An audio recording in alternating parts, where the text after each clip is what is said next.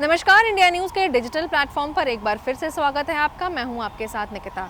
उत्तर प्रदेश में एक बहुत ही अजीबोगरीब मामला सामने आया है। आपको बताएंगे कि किस तरीके से उत्तर प्रदेश में शादी से पहले दामाद अपनी होने वाली सास को लेकर के फरार हो गया और ये व्यक्ति जितेंद्र नामक व्यक्ति के परिवार से जुड़ा मामला है, जिन्होंने खुद इस पूरे मामले की जानकारी दी है। आपको बता दें कि शादी होने वाली थी, जिसमें जितेंद्र के जो बेटे हैं उन्होंने ज़िद की कि उनको नया फ़ोन दिला देना चाहिए।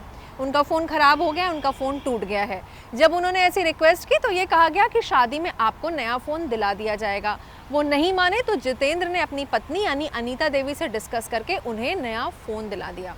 जब नया फ़ोन राहुल के पास आ जाता है तो ये देखा जाता है कि राहुल घंटों अपनी सास से बात कर रहा है। आलम यह है कि 20-20 घंटे वो अपनी सास से बात करता नजर आया।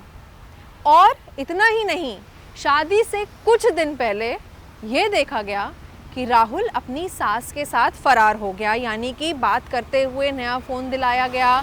उसके बाद आखिर उनमें क्या बातें हुई, आपस में दोनों को बात करते हुए अच्छा लगा, घंटों उनकी बात हुई।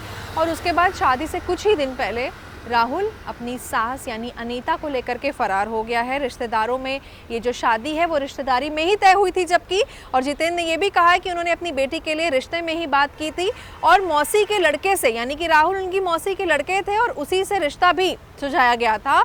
और जितेंद्र के कुछ रिश्तेदार राहुल के घर पहुंचने के बाद उन्होंने बातचीत जब की तो उनको ये रिश्ता पसंद आ गया था और परिवार वालों को लगा कि जल्द ही उनकी बेटी को ब्याह करके ये ले जाएगा।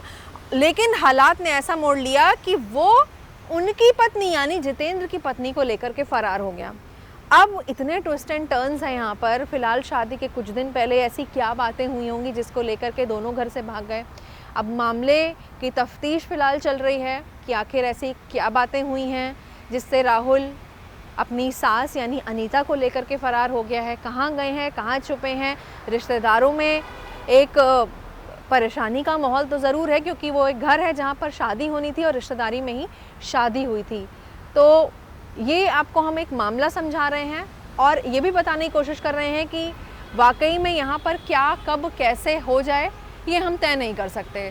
तो ये उत्तर प्रदेश का ही मामला है जहाँ पर जितेंद्र ने अपनी पूरी आपबीती बताई है और ये हम आप तक साझा कर रहे हैं। तो फिलहाल तफ्तीश चल रही है, उनको खोजा जा रहा है कि आखिर दोनों कहाँ गए हैं। पूरी बात क्या हुई ये तभी पता चलेगा जब दोनों वापस आ जाएंगे और इस खबर से रिलेटेड हम सारी अपडेट्स आपको टाइम टू टाइम साझा भी करते रहेंगे।